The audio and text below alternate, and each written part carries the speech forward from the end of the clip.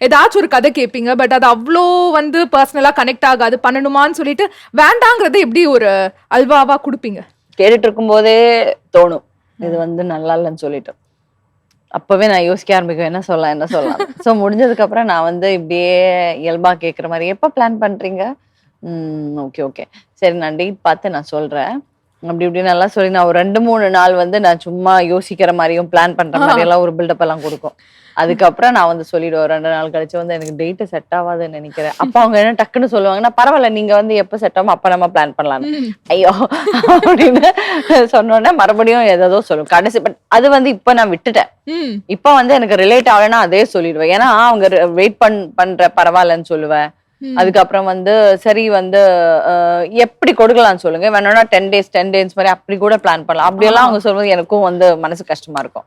இப்ப நான் எப்படின்னா கதை கேட்டுட்டு எனக்கு பிடிக்கலன்னா எனக்கு அவ்வளவு ஒர்க் அவுட் ஆகல எனக்கு அவ்வளவு ஒர்க் ஆகலன்னு சொல்லி விட்டுருவேன்.